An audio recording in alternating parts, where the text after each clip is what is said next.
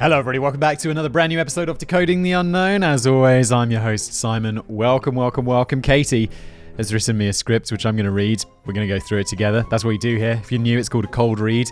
We explore a mystery together. This one's Ghost Town, Portlock, Alaska. I love ghost towns, not because there's ghosts. You know, we don't believe in any of that nonsense. Or, I'm open-minded. I think that's the thing. I go into this show pretty open-minded. I'm a skeptical person by nature, but I like being proven wrong. I mean, I don't, but I actively embrace it in my life because I know it's a positive character attribute. You know, it's like, no one likes to be proven wrong, but people who can adjust their opinions based on new information, I just feel are more rational and better people.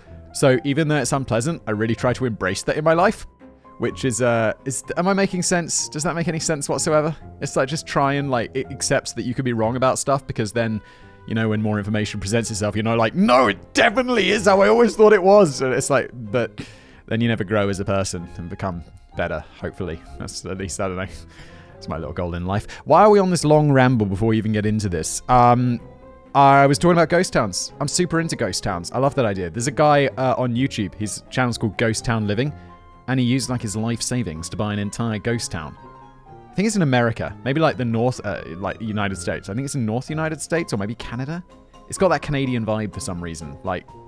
Although I guess North America is also quite, the North of the United States is also quite empty. It's got that empty vibe. And whenever I think of empty places, it's Canada's real big, and not a lot of people live there. But anyway, let's just get into it, shall we? Before we ramble on and people leave. Sorry.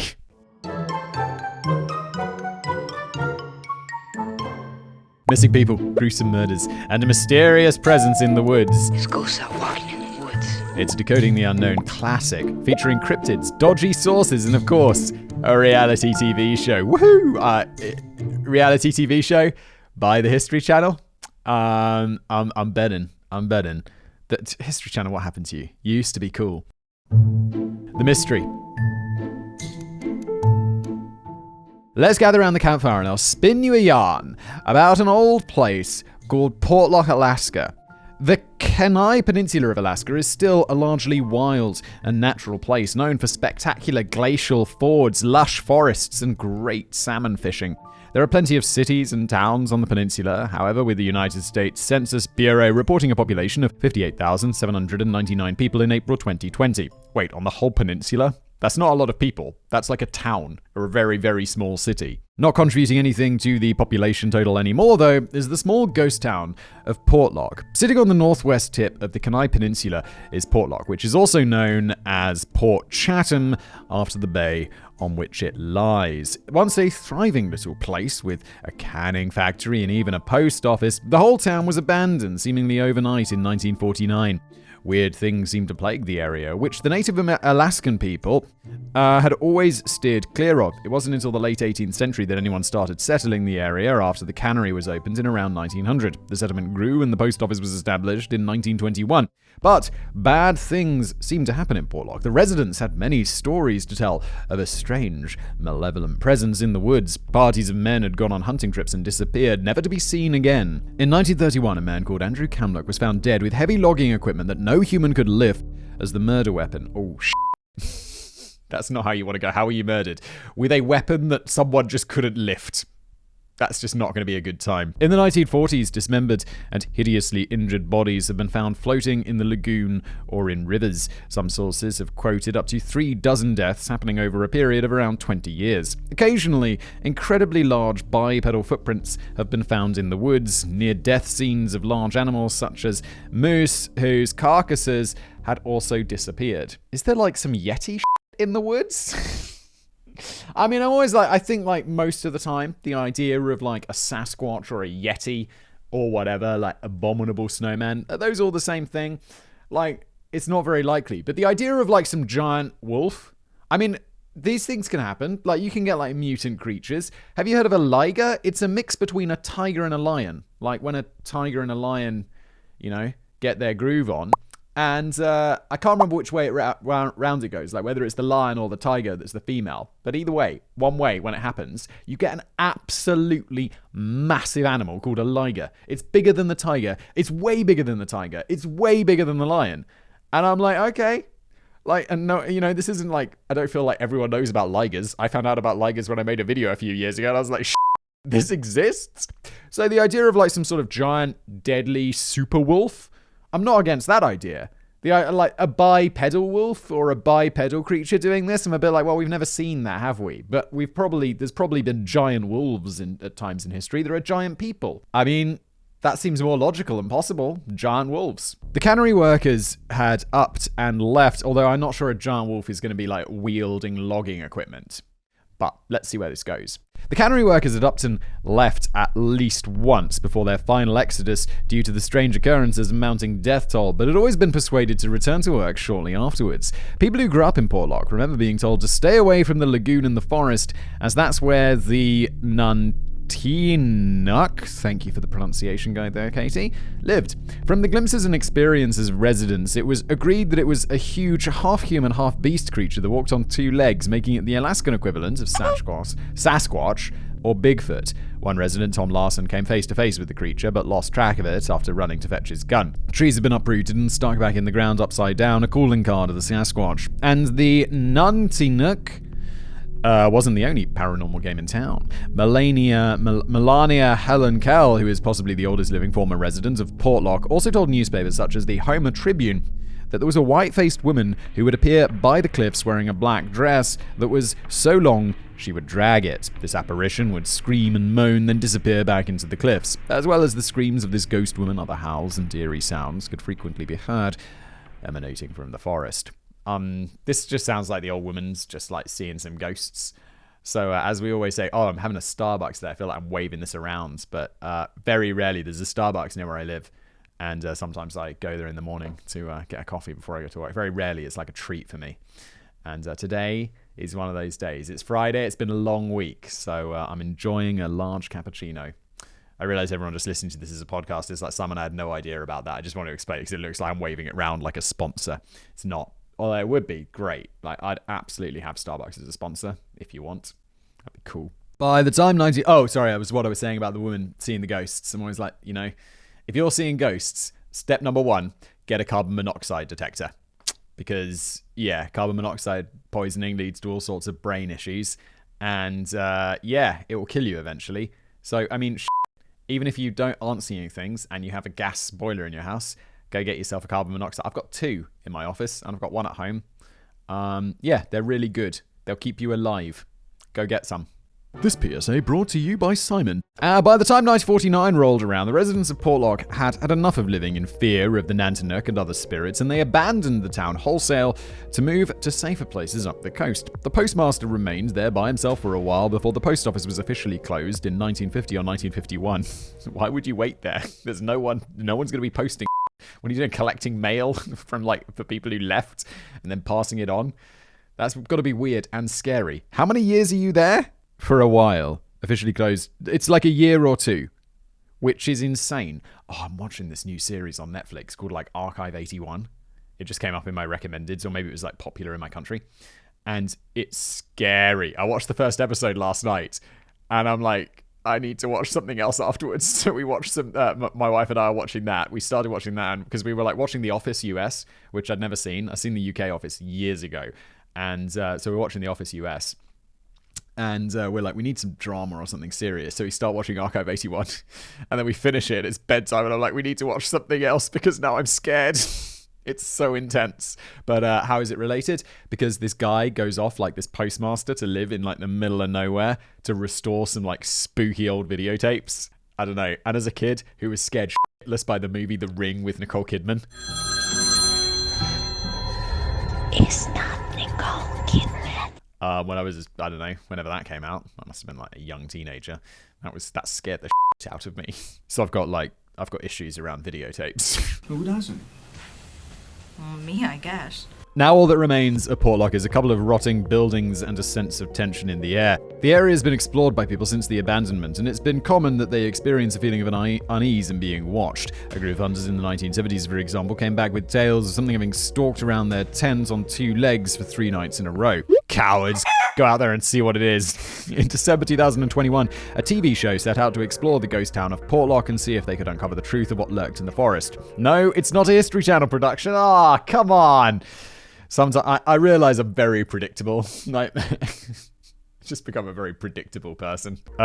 Production, but it might as well be, and we'll begrudgingly talk about it a bit later on. But first, begrudgingly probably because it's just some money-spinning operation. But first, let's break down the urban legends surrounding Portlock and see where that leaves us. Here be monsters. What cannot be denied is that Portlock was definitely a busy town whose inhabitants upsticked and moved away pretty much en masse. Was it these disappearances and grisly murders that were the catalyst for them to do so, though? Well, probably not. If you read any articles about Portlock, a few repeat stories come up, and as usual, they provide vague details, and you end up with more questions than you do answers. So let's go through some of the strange events surrounding the town and see if we can get to the bottom of any of it. I'm betting, no one...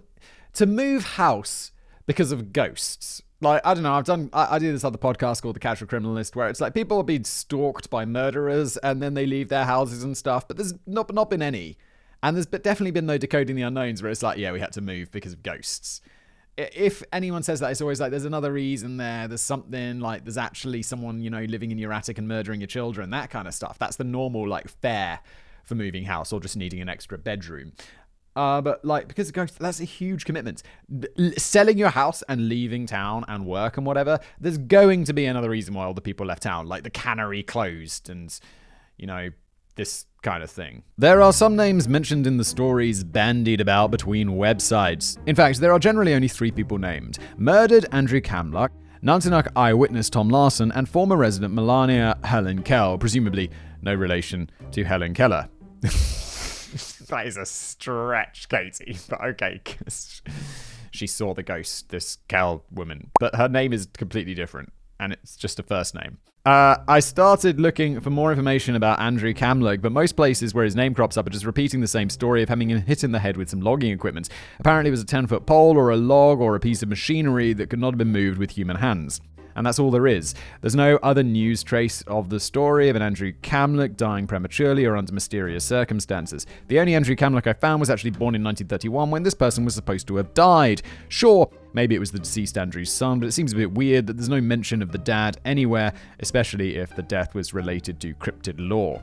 Yeah, what are the chances? And it's what, so he just happened to die as the same year as his son was born? I mean, it's of course possible, but it just adds a little extra unlikeliness. I didn't know this person existed. And there's going to be records. If he's murdered by, logging equipment in the woods. I mean, they had police records in the 1930s. Someone would have looked into that and found it. But instead, we're just repeating the old story that people find on Google. That's what people do. They just, they read an article and it's they make it. And there's very little skepticism or, critical thought put into it. I like to think that I bring a little bit of critical thought to these tales. So what can we deduce here? I'm thinking that this Andrew Kamluck is not a real person, or his name was attached to someone else by accident. This other person may have had an accident or been murdered, but if he was, it was elsewhere, and I don't think it was the Andrew Kamluck of the legend. Agreed. Yeah, same page. The other potential lead is Tom Larson. He comes into the story as a fisherman who happens upon the Nantinnuk on the beach, runs to get a gun, and then returns either to find it gone or just chickens out and lets it leave, depending on which story you read. This is just a word-of-mouth anecdote that's been hanging around for a few decades with no evidence or proof, so I don't really know how much time or credence we can devote to it. I know Simon just said none. I'm inclined to agree. Yeah, it's just a made-up story. So far, the most compelling bit of evidence was the man being murdered in the woods by the giant piece of logging equipment. But now we find out that there's no police records of this, that there's no real evidence that ever happened. So I'm well, that didn't happen. And honestly, 2 pages ago, I was well, I don't believe that the woman saw a ghost. And I don't believe that this guy saw a Sasquatch. The other repeat name in this story is Donald Trump's wife, Melania Helen Kell. Just kidding. I'm saving her for a bit later on, though, as there is some extremely interesting additions to her story. Some people have mentioned the Alaska Triangle in relation to the Portlock tale. The Alaska Triangle is the younger and more socially awkward sibling of the Bermuda Triangle, a triangle area over Alaska, funnily enough, where people go missing at twice the usual rate for the rest of the country. That could just be because it's Alaska. People go missing more often. I feel like Alaska is where people go missing. I'm watching that. It feels like I watch a lot of TV lately, but I really don't. I watch maybe an hour of TV a day because I have young kids and I go to bed at 9. Oh my God, I'm super. This is another reason I'm having coffee today. I got up at 4:15. My bloody kid just wakes up. Now we're potty. She's still potty training. We trained her over Christmas using this Did I talk about it on this show? I think I might have talked about it on my other show. I'm sorry, but like, I get disjointed with my stories. Also, I don't sleep enough. And she now knows that she can get me out of bed if she says she needs to pee, because then it's like, I'll take her to the bloody toilet. It's like 4:15, and then she's like, I'm not going back to sleep. And I'm like, why? It's 4. So that's another reason I'm having that big Starbucks today. Why on earth am I talking about this? I'm real sorry. I'm just a mess today. It's not hard to see why the Alaska Triangle covers such a huge area of the state, rife with inhospitable terrain ranging from dense forests to icy mountains. So if people are going to go missing, it's in an area like this as rescue becomes harder the more remote the place. There's also been paranormal links to the Alaska Triangle with alien activity and cryptid sightings in the area, but take a quick look at it on a map and you'll see that the Kenai Peninsula does not fall inside these supposed lines, so we can at least rule out that as the reason for all the weirdness, unless the triangle is bigger than its currently recognized boundaries. Well, good news. Good news. We don't really have to think much more about it because it's obviously not real. Like, even the Bermuda Triangle is not a real thing. I made a video about that. Even that would be perfect for decoding the unknown. We could probably go deep on Bermuda Triangle if you guys want it. Let me know in the comments. But I made a video on one of my other channels about the Bermuda Triangle, and it's like, yeah, there's nothing special about it. No one really even 100% agrees where it is, and there's definitely not more planes and boats going missing there. And there's definitely no weird giant squid in the ocean, although there are definitely weird giant squids in the ocean. They're just not sinking ships in the Bermuda Triangle more than they are other places. So, and honestly, I don't think big giant squids are sinking many ships, to be honest, if I'm frank. So, what about all of the other missing people and the mutilated bodies that washed up all over the place? Surely that would spook anyone enough to believe in the supernatural, or at least that there was a true psychotic serial killer in the midst of town. Yeah, 100% believe in psychotic serial killers. They are around the place. Most of them are probably not getting caught, and they're murdering people. Like all those missing people that go missing. Sure, some of them just didn't like their lives anymore. But I don't know, I reckon most of them, maybe not most of them, but a lot of them, they've just been murdered by serial killers that we've never found. Not abducted by aliens, not murdered by paranormal ghosts, just people killing people because there are psychos out there. You want to nerd more about that? Casual Criminalist is the show for you. You want to be terrified about your kids getting murdered? I don't even like it. Alaskan historian Brian Weed went on the record. Great name. Went on the record with radio station KINY in 2018 to state, "We know that there are reported murders in the area. They called them murders, but they also included people that just went lost in those reports. We're not talking about a dozen people, we're talking like 3 dozen people. If we have a serial killer in the area at the time, they took a lot of people in the course of, say, 20 years. I mean, yeah, definitely possible. Also, is that over 20 years? Is that a truly extraordinary number of people to go missing in like the state where lots of people go missing or go to go missing? It's Alaska, guys. Let's maybe Casey will do some stats for us. So that's a lot of deaths, except they don't appear to have actually happened. Oh, okay, so it is a lot of deaths. I mean, it is a lot of deaths, right, in a small area. But apparently not. Now, I'm not so sure where Brian was getting his information from, but there's been no news coverage of any kind of this sort of thing coming out of the Kenai Peninsula at the time we're talking about, say the 1920s to 50s, or actually, well, ever. You would have thought that if a large group of people had disappeared, or if this was a regular occurrence, there would be some record of it somewhere. There was a factory, school, and a post office at Portlock. It wasn't as though it was completely devoid of communication with the outside world. And even though the 1920s was a century ago now, newspapers and magazines were in full swing, and the radio had started broadcasting to the public, so big stories would have been out there for people to see or hear. Yeah, and there'd definitely be like press clippings from back in the day, or newspapers in archives, like on microfiche or whatever, that's probably now on the internet and all that stuff.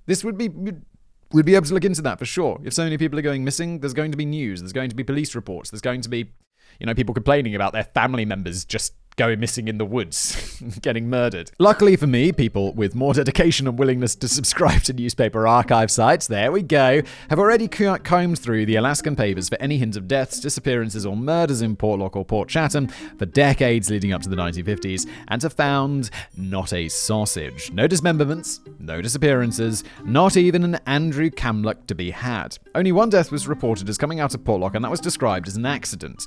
Was this Andrew Kamluck? We don't know. There were no further further details given. In fact, given that most of the people working in Portlock were fishing, mining, logging, or canning, one accidental death in a few decades seems almost unbelievably low. Yeah, like, I don't know, working in a 1920s canning factory in Alaska.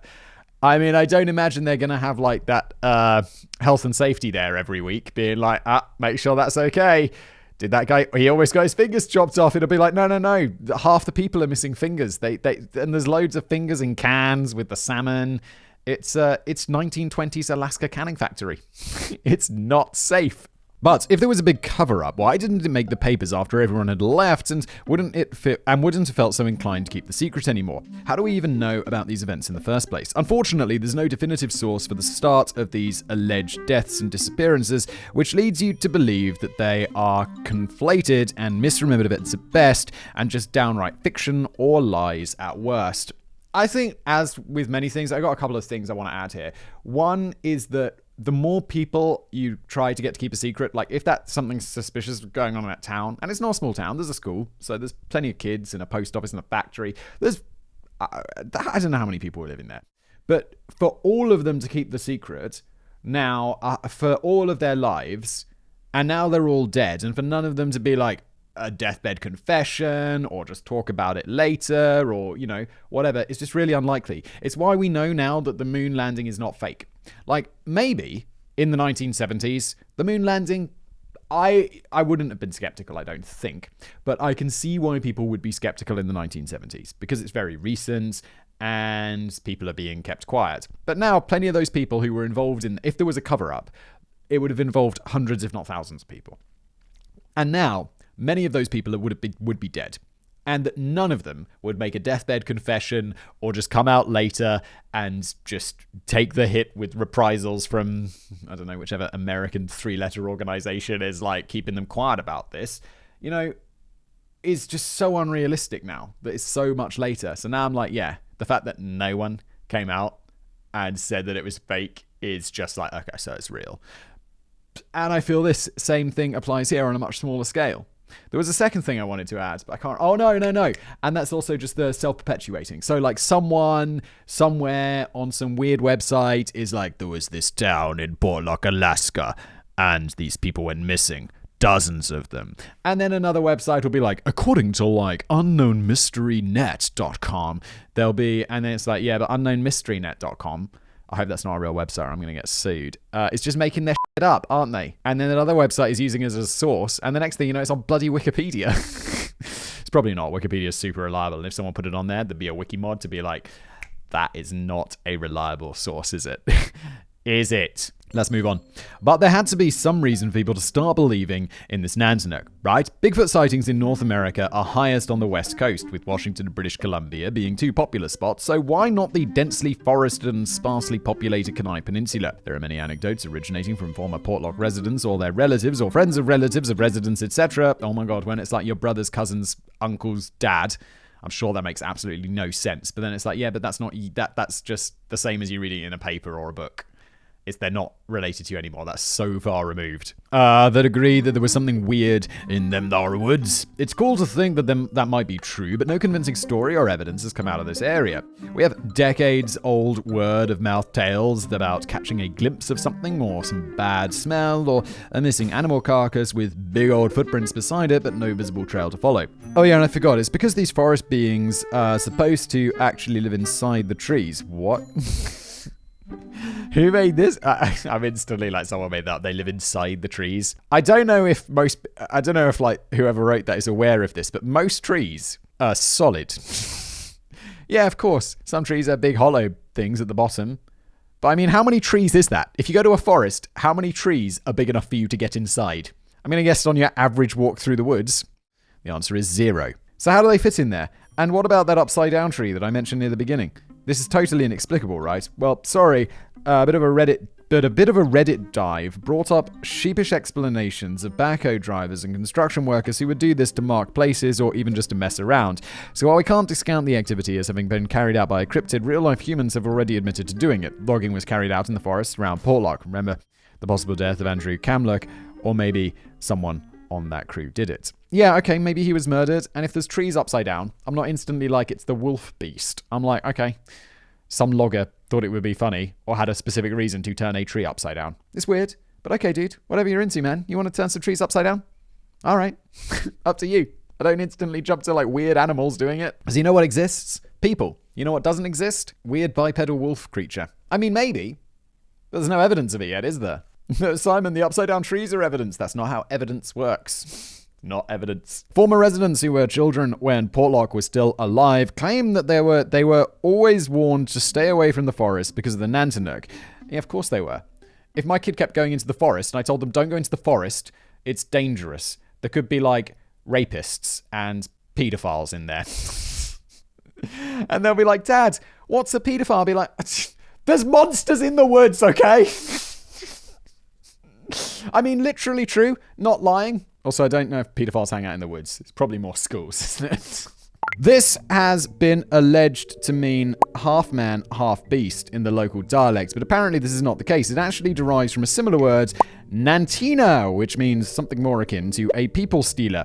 It's more likely for people to warn their kids that a child catcher will get them if they stray too far than some sort of paranormal forest wild man. But as folklore and legends grow, meanings get altered, relevance gets put on to wrong things, and now a basically made-up word is believed to mean the Alaskan Sasquatch.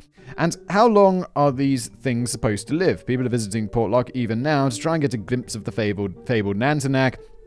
But would it be the same one as from the original abandonment? As I've broached the subject, I guess it's time to talk about the show subtly named Alaskan Killer Bigfoot. I hate this. I hate all of this. This bull money-spinning History Channel style shows. And no, it's not a History Channel thing. It's on Discovery Plus. And full disclosure, I've not subscribed to Discovery Plus. For purposes of this story, that's okay, Katie. Honestly, I didn't really know much about Discovery Plus. I don't have Discovery Plus. I already have, there's so many subscription services. Somehow, I realized the other day I'm paying for 3 individual music subscription services. And I'm like, but it's all the same. It's not like they have different shows. It's all the same. Oh my God. Well, I subscribe to YouTube Music because it comes with YouTube Premium. I subscribed to Spotify because I've subscribed to Spotify forever. And then I got Tidal because I got a nice pair of headphones and I wanted to listen to Tidal does high quality, CD quality music. And yeah, now I'm paying for 3. So somehow I'm paying like 20 something bucks a month for music. I don't know how this happened. And I'm not paying for Discovery Plus. I'm not getting that. Especially with shows like Alaskan Killer Bigfoot Sasquatch. No one gives a shit. I know people have got annoyed in the past that I didn't watch every episode of The Curse of Oak Island prior to the Oak Island episode, but life is short, and I think the free clips you can see on YouTube more than tell the story. Yeah, anyone who's blaming Katie for not watching The Curse of Oak Island, I didn't watch The Curse of Oak Island, I never will, because I'm fairly sure it's going to be shite. And it currently is ranked 5.5 on IMDb. Savage. 5.5 on IMDb is truly awful. The Internet Movie Database, my go-to for all TV movie ratings, so even less reason to fork out for yet another subscription. This is a very recent show, with the first episode being aired in December 2021. Wow! A group of men set off on an expedition to Portlock to try and unravel the mystery of the Nantinak and ostensibly to see whether Portlock can be resettled. But it's only really for the Bigfoot stuff. Why would you want to resettle a town that had a canning factory? There's a reason that it went away. Why would you resettle it? Just make a new town somewhere else with more useful stuff. Ghost towns are ghost towns for a reason. Although I really do enjoy that Ghost Live in Town channel where the guy's like, he bought that ghost town. But I'm like, why? It's interesting. But that sounds terrible. Before they go, a village elder sends them off with news that the being killed 3 dozen of his ancestors, and he believes it's still there. Stay away from the woods. Stay away from the forest, he warns. But then, what's the point in them going? If they don't venture into the woods at least a little bit, it's going to be a pretty dull show. There are other clips from former residents saying that they were told to stay away from the lagoon area, which I guess when you're an unattended child is probably common sense, but if you've got to stay away from the forest and the lagoon, there isn't much of Portlock that you really can go to. The nearby mine. It's like, yeah, children, stay away from the forest and the lagoon, but if you want to play in the abandoned mine, at least there's no ghosts in there. Just lots of dangerous machinery and pitfalls and cave-ins and, I don't know, disease-causing stuff. It's a mine. That's a thing. Also, probably not a good idea, agree. Anyway, these intrepid explorers have given themselves 40 days to check out Portlock, which is a very long time if you ask me. A week probably would have been enough. It's not a very large place. Yeah, sometimes I go to cities.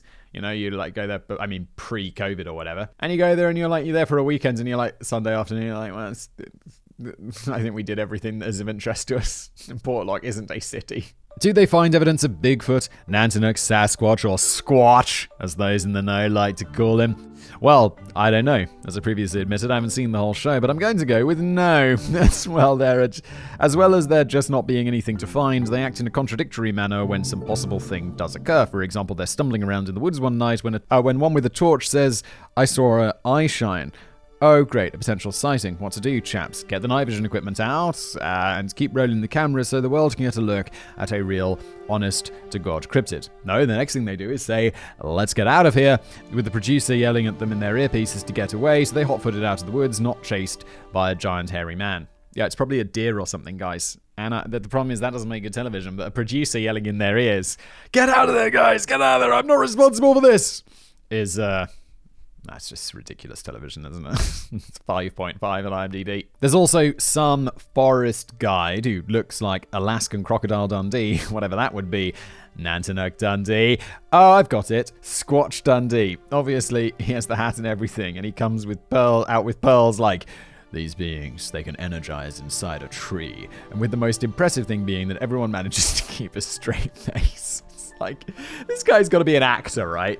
He's like from oh, what's that one they always... Central Casting, isn't it? Where they go to, hire actors for shows. It's, this guy, they're just like, we need a guy who looks like Crocodile Dundee, but for Sasquatches. And then the casting director's like, okay, I'll go find a guy. Because it's not real. It's not real, allegedly, in my opinion. Okay, enough time dedicated to this tomfoolery, but I thought I'd mention it as it shows that the story of Portlock is still alive and kicking right up to the present day. In addition, I'm genuinely sorry for crapping all over the TV show and the stories of the Nantinnuk in general. I like to believe that there is room for unexplained things. I enjoy magic and mystery, and really deep down, I would love to have some sort of non-scary encounter with a being that cannot be explained. Yes, I would also like this. This would be very interesting to me. I'd assume that I'm going crazy, but I don't know. That would be cool. I'm definitely into that. Same. Just don't think it's very likely. And Simon, you just got to open your mind to that being possible. I'm like, that has no bearing on whether it happens or not, in a real sense. It just hasn't happened yet, and the stories I read for this piece have not convinced me that any further this being exists. I also went down a rabbit hole of people's experiences with similar things in other places near Portlock, and again, just not convincing enough. There's a lot of, I wish I'd taken a picture, and things like that, I suppose, which might not be at the forefront of your minds when coming face to face with a large hairy creature, but we have the technology to make this happen. My own neighborhood has set up night vision motion activated cameras in some wildlife areas around, and you see all kinds of cool stuff, including once a real life man having a poo. That's unfortunate. Yeah, I mean, generally, it's like if I'm in the woods and it's like I need to take a I'm generally assuming there's not cameras around because I'm in the woods, but then they do have those wildlife cameras, don't they? I was taking a walk the other day. I have a holiday house in the forest. And I'm taking a walk, and there's this big nature reserve where you can't go. And one of the signs must have been broken or lost, because the next thing I know, it says you're leaving the restricted nature reserve, and there's a fence, not just a barrier. You easily get past it or whatever. But you're not supposed to walk in there. I'm like, oh, how long have I been walking in the protected area for? And then I'm like, well, there's no cameras. And now I'm like, wait, do they have cameras in the woods? All the tales from hunters describe general feelings of unease, strange noises that they're too scared to investigate, and things moving outside their tents which, again, they are too scared to investigate. This leaves us with the big, fat nothing. Nantinnuk aside, there are some big animals on the Kenai Peninsula, including brown bears, black bears, wolves, and moose. Moose is such a weird plural. I feel like it should be meese or something, or mooses. That also sounds horribly wrong. But it's weird that moose is the plural of moose. With mice, that sounds fine. No, mouse is the singular of mouse. You big brain whistle. But the stuff where it sounds okay, fish. There's not fishes, there's just fish. Mooses, that could be better. which can grow to be enormous. These animals are probably also the sources for any weird noises coming from the area. I mean, if you've never heard one before and then you hear a fox screaming outside your window at night, oh my god, it's so scary. I grew up in the countryside and there were always foxes around and you're like, this is such a scary noise. It sounds like a baby crying. You're going to shit yourself. It's so scary. I listened to one story of a camper who had movement outside his tent and then heard female voices speaking in his language, but he couldn't understand them. This was accepted as proof of the Nantilags. In my mind, though, I just thought it's a couple of women outside, maybe hunters themselves. There are different dialects even on the Kenai Peninsula, and if you're scared and bundled up in a tent, you may not have been able to make sense of it, even if it was a language you're familiar with. But yes, when you get into these stories, you're entering confirmation bias city, as any detail is accepted as positive proof of Sasquatches. Going back to the named sources in the Nantinnaq mythos, here is the most significant one. The other person who crops up frequently is in the Portlock story is Melania Helen Kell. Okay, yeah, going back here. Melania Kell was interviewed by the Homer Tribune in 2009 and spoke through a translator named Sally Ash, who was also her cousin. While there was no specific direct quotes from her in the piece to confirm it, it strongly implies that the reason everyone left Portlock was because of their fear of the Nantinnaq. Because this was published in a paper, it seems that was enough to be held aloft as definitive proof of the evidence of large, hairy, murderous creature. Yeah, people who think that don't understand what proof is. But what gives Melania? Could it be that she was actually just pranking everyone? In a piece published on the Anchorage Press's website in 2021, journalist and self-proclaimed Bigfoot enthusiast Darren Harp Daddy Smith did some digging and went to a first-person witness of the Homer Tribune interview, the translator Sally Ash. Sally did confirm her belief that there was some sort of Bigfoot-esque creature in the woods around Portlock, and that the place definitely had a creepy vibe to it. Her mother had told the stories as she was growing up, and her brother had apparently had a close encounter with a hairy man-thing that smelled really bad and looked really scary. To conclude the story, she said he wasn't sure if it was a Bigfoot, but there was a horrible smell. Okay. So some woman believes in this stuff, and then she tells a story to a newspaper. She's just telling a story. It doesn't have to be true. We can't take it as fact just because it's published in the news. There's such a brilliant example of this that is so enjoyable. There's that actor Robert Pattinson. You probably know him. He's been in a bunch of stuff. Unfortunately, most notable for the Twilight movies, although he's definitely done better stuff than that, and he famously hates the Twilight movies. But he's being interviewed on a morning show in America. And the interviewer asked him, like, can you tell us, he was doing this, he'd made a show about a circus or a movie about a circus or something. And the interviewer's like, can you tell us about a story from your past about the circus?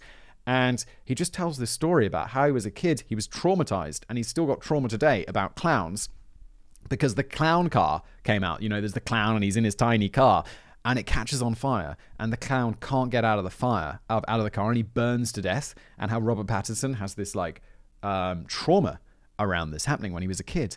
And the interviewer's like, oh my God. And then there's another interview with him a few weeks later where someone asks him a question about this and he's like, nah, I just made that up. I was just bored. It's like, this is the same sort of thing where someone would just see the first interview and be like, yes, a clown has died in a fire in a clown car. It's proof because Robert Pattinson said so in that interview. And that's the problem. That's not proof that it happened. That's just one person making up a story on the news. Just because it's on the news doesn't mean it's real. Robert Pattinson was just having a laugh, and what an absolute legend for doing that. And he was interviewed about it later, and he was like, no, I'd done loads of these like morning shows, and they always ask these super vapid questions, so I just started making it up. I'm like, you legend. With such compelling proof as that, oh yeah, the woman's son with a horrible smell, and then she thinks it's all real. It's such a mystery why this creature has remained undetected to the wider world for so long. Although in this case, I'm thinking that maybe it was someone living rough in the woods who really just needed to take a bath. Anyway, there was a reason we were talking about Sally Ash. When asked about the interview her cousin Melania had given, she basically rips the complete out of it. Kudos to Harp Daddy for reporting this, as it directly contradicts any faith he might have had in the original article. Sally told him Melania kind of made up a story because she was getting tired of people asking if this story is true. It's exactly like Robert Pattinson. She made up this story about how Bigfoot was killing people. It wasn't true. Everybody knows that, but it was not our place to say nothing. Sick. We all knew, but we couldn't just stop her. We were brought up in a way where we can't tell our elders they're wrong. And a bit later, she confirms again, just in case there was any doubt. There was me and my sisters and my cousins, and we all just sat there. We couldn't tell her, don't say that, Melania, because she might get mad at us. We were younger than her, and we were not allowed in front of her to say anything like that. Melania knew that. We knew about her story that she made up, and we all had a laugh about it with her.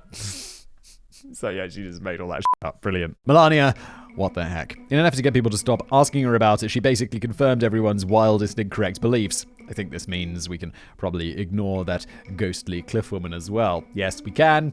I ignored her from literally page 2 today. Are we at the end yet? Yes! Nearly. The biggest mystery left is the real abandonment of the town of Portlock. Ooh, facts. Here we go. The abandonment. So, if a bloodthirsty hairy man doesn't scare all of the residents of Portlock off, what really happened? Well, as you may have expected, it's just the way of the world. Portlock was located way down on the bottom of the Kenai Peninsula, which was great when ships were coming to and from the area with supplies and trade and whatnot. But in the 1940s, the Alaska Route 1 highway was built, which made it far easier to transport things to and from the peninsula. The route didn't make it all the way down to the quite inaccessible Portlock, so it and other small towns that weren't near the highway were abandoned, as there was no reason to stay there anymore. Shocking that it would be abandoned for an economic and logical reason. Former residents just upped and moved a little further up the coast and started again from there, as those towns were now doing really well thanks to the new transport links. The school and factory closed down and the postmaster stayed on. Just him and whatever might have been in those woods until he was finally given leave to shut up shop a year or so later. I'd hate that job, just being the postmaster in an abandoned town in the middle of nowhere. Oh my god. Also, according to, and they're like, yeah, that's your job. You have to stay there. You have to. It's your job. Be like, oh, I want to quit, but I need this job. Also, according to Alaskan census information, Portlock only reported 31 inhabitants in 1939. Presumably, factory workers lived elsewhere and commuted into Portlock, but the number of permanent residents was tiny, so it wasn't really a mass movement of people, and they didn't end up having to move very far. It also was probably done over a period of time, not everyone leaving on the same day. Because of the boom of these other places on the peninsula, it's very probable that Portlock wasn't the only small town that was abandoned in this way around the same time. Okay, so yeah, our postmaster's really not there all alone. Everyone's leaving over time, and he's just the last one to pack up shop and leave, I guess. Another quote from Sally Ash confirms once again that it was the prosaic rather than the paranormal that hastened Portlock's decline. People would see Nantinak, but that wasn't the real reason why people moved this way to Seldovia and Nanwalak. They moved because of the economy, schools, and the church. There really was no killing of people. Thanks, Sal. I believe we can file this one away as having been thoroughly decoded, but you can always go and check out the remains of Portlock for yourself and see if you can find anything big afoot. Yes, I'd quite like to go to Portlock. I like ghost cities, ghost towns. It's kind of fun. Like, you get to go explore. I went to that one in near Chernobyl. Pripyat, the town that was abandoned after Chernobyl. That was exciting. Anyway, this has been an episode of Decoding the Unknown. Thank you so much for watching or listening. If you're listening on the podcast, please do consider leaving a review. That would be fantastic. If you're on YouTube, like, comment, subscribe, all of that cliched stuff. And I'll see you next time.